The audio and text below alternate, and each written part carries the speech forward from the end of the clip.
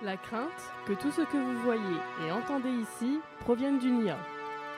La crainte que tout ce que vous voyez et entendez ici provienne d'une IA.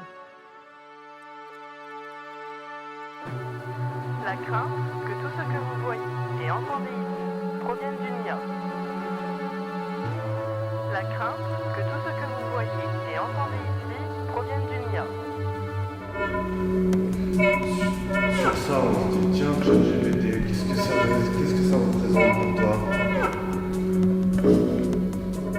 Si par exemple on fait tous personnellement une œuvre à intégrer à cette exposition, est-ce qu'il n'y a pas un univers où on viendrait tous aussi au fur et à mesure influencer la production musicale qu'ils sont en train de faire pour donner du sens à notre exposition visuelle?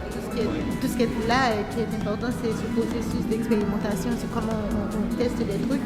Moi, j'aurais pas pensé à prendre, par exemple, le film de la cassette là, pour faire une preuve de guitare. Vous avez un peu tâtonné, et puis là, ça y est, c'est un peu lancé. Et du coup, c'est assez agréable à voir et à regarder. J'ai hâte de voir ce que ça va donner aussi, bien sûr.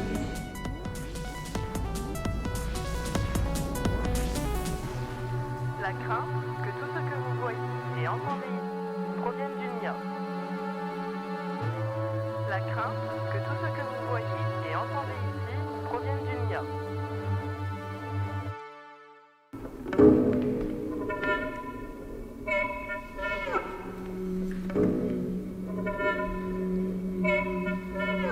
On vient mixer tout doucement. Je trouve ça très intéressant d'essayer de mêler un instrument traditionnel avec les nouvelles technologies, c'est justement le but de l'IA. Et je pense que ça nous a présager beaucoup sur ce mélange qu'on va faire au cours du workshop entre les nouvelles révolutions industrielles et aussi l'attachement aux choses plus traditionnelles. On va essayer de faire deux groupes avec un côté plus musique, un côté art visuel. Du coup, ceux qui souhaiteraient plus faire de la musique, levez la main. Parfait. Pour l'équipe de l'art visuel, on crée une chanson de l'ambiance et on cherche une bonne basse, une bonne phrase de basse pour faire ça.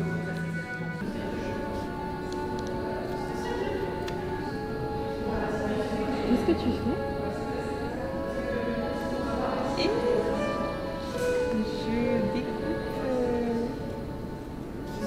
les images qui ont été générées par une intelligence artificielle.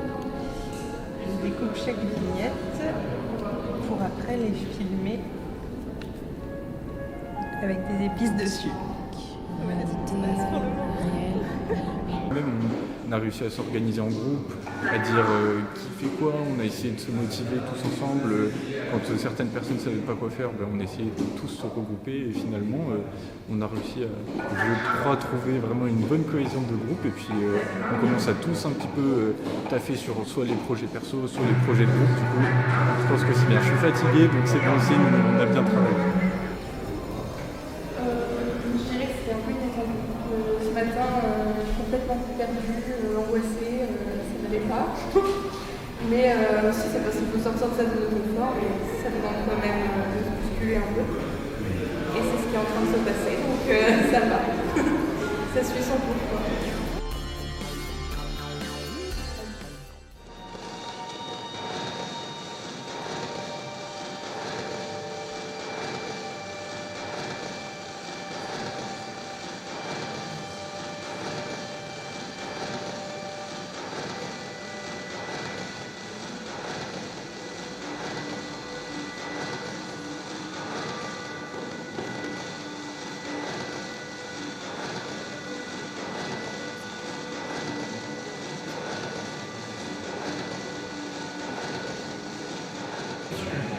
Aussi pour assister à mon ami Baptiste. Et en final, je me suis rendu compte de tout ce qu'on peut faire autour de ce sujet de l'IA et à quel point on peut. Moi, ce qui m'a un peu dégoûté, c'est qu'en arrivant ici, pour le truc que j'ai vu, c'est la grande acrylique là, en me disant est-ce qu'au final, tout ce qui est fait ici, ça peut pas être de l'IA finalement, et savoir la place qu'a pris l'humain au final dans ses créations et à quel point l'humain est important dans les créations d'art. On est toutes les deux des anciennes étudiantes du master MCMARD ou McMARD. On a fini les cours en septembre l'année dernière, donc on est dans la vie active. Et on voulait voir le projet des M1 de cette année, vu qu'on l'a fait il y a 2 ans. C'était intéressant pour nous de venir voir, surtout à cette ère de la technologie, de parler de l'IA. Je trouve ça plutôt sympa et ça a dû être assez intéressant pour les étudiants de faire un workshop avec un artiste, chose que nous on n'a pas eu. Et oui, non, je pense que ça devait être intéressant pour les élèves et on le voit sur leurs créations qui sont quand même investies.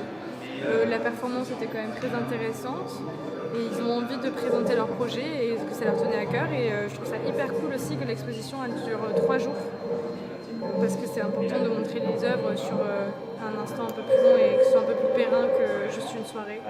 Et ce que je trouve intéressant dans ces expositions-là, c'est qu'il me semble que les personnes artistes, entre guillemets, ne le sont pas forcément de base et du coup on a des œuvres qui ressemblent très peu à ce qu'on peut voir ailleurs.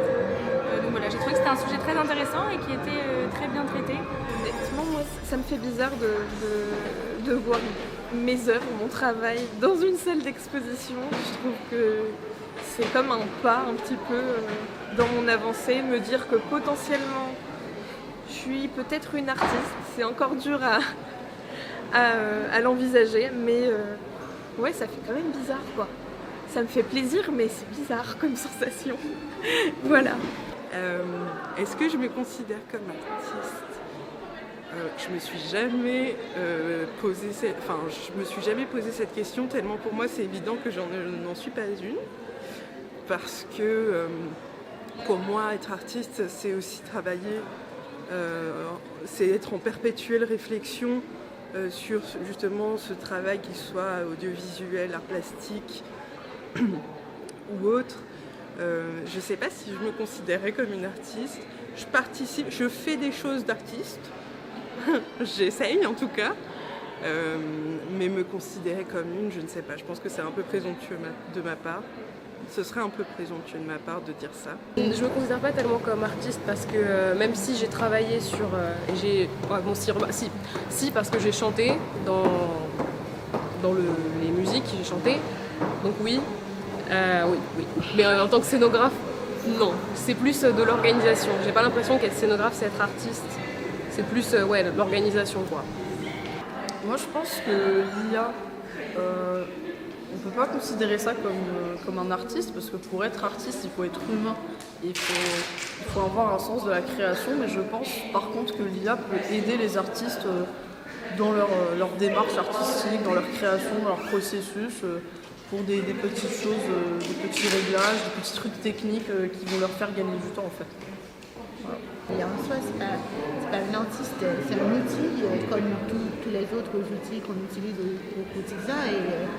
Mais l'IA en soi n'est peut-être par elle-même indépendant de l'humain et créer des œuvres authentiques, des œuvres à part entière, d'après moi. Oui, il y a une création de... moi, je pense que c'est pas vraiment une artiste, mais je pense que c'est l'homme qui est derrière qui va créer quelque chose et ça rajoute ce côté, ça rajoute l'émotion de la création de l'œuvre, enfin ça rajoute l'âme.